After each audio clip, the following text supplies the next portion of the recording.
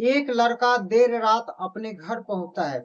जब घर पहुंचता है तो उसकी पत्नी और पति दोनों में कहा-सुनी होने लगता है, विवाद होने लगता है। क्योंकि ये जो लड़का था शराब पीकर अपने घर गया था और इनकी जो पत्नी थी वो सोमवार की व्रत की थी। इसलिए दोनों में कुछ कहा-सुनी होने लगता है, कुछ विवाद होने लगता है, जिससे गुस्से में आकर लड़का अपने पत्नी को नग्न कर देते हैं और उसकी हाथ-पैर को बाँध देते हैं और हाथ-पैर बाँधकर उसकी जो प्राइवेट पार्ट होती है, प्राइवेट पार्ट में उसे बेलन डाल दिया जाता है, जिससे लड़की की घटना स्थल पर ही मौत हो जाती है। लेकिन जैसे ये खबर सोशल मीडिया के माध्यम से लोगों तक फैलता है, हर आदमी उस पति की सजा की मांग करने लगता है। आखिर क्या हुआ, कैसे हुआ? इस घटना को, सच्चाई को जानने के लिए बने रहिए आप हमारे इस वीडियो के अंत तक। दोस्तों, आज का जो सच्ची घटना मैं सुनाने जा रहा हूँ, घटना है उत्तर प्रदेश की। उत्तर प्रदेश के एक जिला लगता है फिरोजाबाद और फिरोजाबाद जिला का एक थाना लगता है मटसेना। मटसेना थाना का एक गांव लगता है अक्कलपुर। अक्कलपुर गांव का ही रहने वाला एक युवक जिसका नाम होता है सुरजीत। सुरजीत की शादी इटावा जिले के शेखपुरा तलाया गांव में रेशमा कुमारी के साथ आज से 12 साल पहले हुआ था। जब सुरजीत शादी करके अपने घर लौटता है तो लौटने के साथ साथ अपने पत्नी से नाराज होने लगता है, क्योंकि रेशमा के माता पिता बहुत ज्यादा दहेज नहीं दिए थे और सुरजीत को बहुत ज्यादा दहेज चाहिए था, क्योंकि रेशमा के जो माता और पिता है वो लोग गरीब थे, लाचार थे, मजबूर थे, मेहनत मजदूरी करके अपना घर को पालन पोषण करते थे।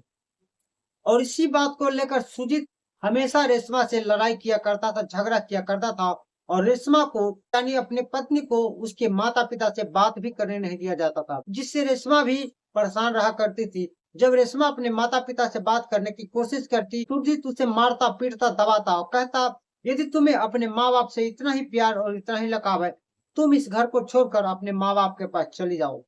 लेकिन रेशमा के माता-पिता गरीब थे, इसलिए रेशमा हर बात को सहन करती थी।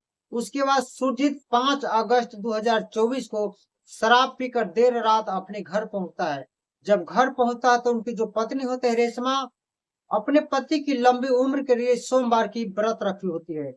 जब सोमवार की व्रत रखी होती है तो उस सोमवार की व्रत में ही पत्नी इसे समझाती और कहती है, आज व्रत है, त्योहार है, इसमें हर औरतें, हर माताएं बहनें अपने पति की लंबी उम्र के लिए व्रत रखती है और आप आज शराब पी कर आए हैं, कम से कम आज तो आपको शराब नहीं पीना चाहिए था। लेकिन जैसे ही इतना बात सुरजीत सुनता है, सुरजीत को तो समझ में कुछ भी नहीं आता है, क्योंकि वो शराबी था। अपने पत्नी के ऊपर दबाव डालता है, कहता है, तुम मुझे समझाने वाली होती कौन हो? इसी बात को लेकर पति और पत्नी यानी रेशम और सुरजीत दोनों को आपस में विवाद होने लगता है, झंझट होने लगता है। इसी बात को लेकर सुरजीत अपने पत्नी रेशमा को हाथ पैर बांध देते हैं। हाथ पैर बांधकर उसकी जो शरीर के जो वस्त्र थी वो वस्त्र भी निकाल देते हैं। लड़की हाथ जोड़ती है, गिड़गिड़ाती है, पाँव पड़ती है, कहती मुझे छोड़ दीजिए, माफ कर दीजिए, मुझसे गलती हो गई जो मैंने इस तरह की बातें बोल दी। लेकिन जो कुछ भी मैं बोली हूँ आपके भलाई के लिए ही तो बोली हूँ। लेकिन सुरजीत को किसी भी बात का असर नहीं पड़ता है। अपने पत्नी को मारता है, पीटता है, इस तरह के अत्याचार करता है जो मानवता को शर्मसार करने पर मजबूर कर देता है।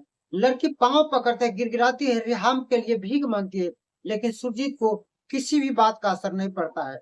लेकिन यहाँ पर भी उसका जी नहीं भरता है, तो उसने अपने पत्नी को हाथ पर बांधे हुए उसे उठाकर ले जाता है बेड पर और बेड पर जब ले जाता है, उसके प्राइवेट पार्ट में बेलन डाल देता है। जैसे बेलन डालता है, उसकी जो पत्नी रेशमा होती है, चिल्लाने लगती है, चीखने लगती है। जोर-जोर से जब चिल्लाने लगती है, तो ये आवाज़ घर के बाहर जाता है। तो ग्रामीण के यानी गाँव के जो लोग होते हैं, वो लोग पहुँचते हैं। जब गाँव के लोग होते हैं, पहुँचते हैं तो देखते हैं कि ये अपनी पत्नी को नग्न अवस्था में किए हुआ है और दोनों हाथ पर बाँधकर उसके साथ पिटाई कर रहा है, इस तरह की हरकतें कर रहा है। जो लोग भी वहाँ जाने से पीछे हट जाते हैं, क्योंकि लड़की नग्न अवस्था में थी। लेकिन उसी में से किसी ने लड़की के माता-पिता के पास कॉल करके इसके बारे में सूचना देते हैं।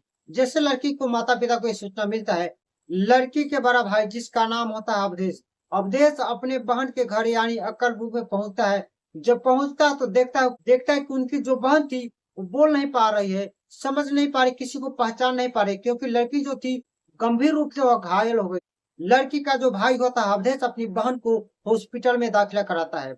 जब उसे हॉस्पिटल में दाखिल कराता है तब उसे डॉक्टर देखते हैं और देखने के बाद में उसे मृतक घोषित कर देते हैं।